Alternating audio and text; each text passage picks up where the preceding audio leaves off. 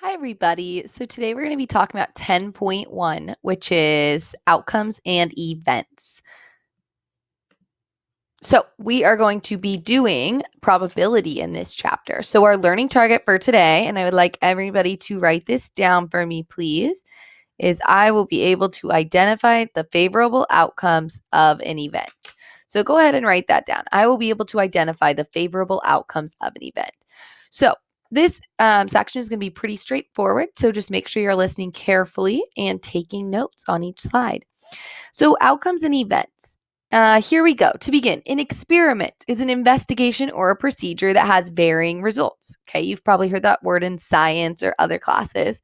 The possible results of an experiment are called outcomes. Okay, so that means what are the different outcomes you can get by doing this experiment? And a collection of one or more outcomes is an event. That's what we call an event. And the outcomes of a specific event are called favorable outcomes. So I'd like you to write down everything that's in highlighted. Okay, so that circle, I would like you to write that down in your math composition notebook so you have it. And down here, here's an example. So if you're selecting a marble from a group of marbles in this experiment, each marble in the group is an outcome. Selecting a green marble from the group is an event. Okay, so if these are the possible outcomes and your event is choosing a green marble, then obviously you would say, okay, we have 2 green marbles. So your favorable outcomes are 2. Okay, because you have 2 green marbles. So let's take a peek at our first example. Okay, so identifying outcomes. You roll the number cube. So this is a dice. Okay, you've probably seen a dice. What are the possible outcomes of a dice? Well, I know on a dice, it's 1, 2, 3, 4, 5, 6. So you have 6 possible outcomes. Okay, it's 1, 2, 3, 4, 5, 6. Now this says, what are the favorable outcomes of rolling an even number?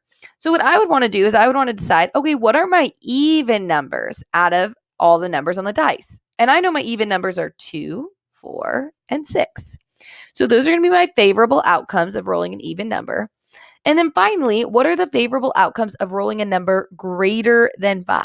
Now, you need to be careful to read this carefully. It doesn't say equal to, greater than, or equal to. It just says greater than, which means that 5 is not included in this, and therefore 6 is the only number that is greater than 5.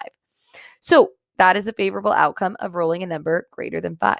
So for this section, you're pretty much just going to identify what are the possible outcomes, and then they're going to give you a specific event, and you're going to have to decide what are the favorable outcomes. Okay? So let's move on to our last example. Counting outcomes. So let's say you spin this spinner. How many possible outcomes are there? Okay, well, there's 1, 2, 3, 4, 5, 6. Okay, so there are 6 possible outcomes. And this one right here says, in how many ways can spinning red occur? How many ways? Well, it looks here, I have 3 sections that are red. So it can occur in 3 ways since there are 3 red sections. And then it says, in how many ways can spinning not purple occur? Okay, so for the not purple, you just want to see, well, how many sections are not colored purple? And I see that it's 1, 2, 3, 4, 5. There's 5 sections that are not purple. So 5 sections that are not purple. And then the next question asks, what are the favorable outcomes of spinning not purple? Now, the first question says, in how many ways can spinning not purple occur? And we know that's 5 ways that it could occur. And the favorable outcomes means what are the specific colors? Okay, so we're going to write that the favorable outcomes are, well, it's red, red, red, because there's 3 reds, and then a green, and then a blue. Okay, so those are your favorable outcomes. So make sure you read it carefully and decide whether it's asking for favorable outcomes or how many ways it can occur.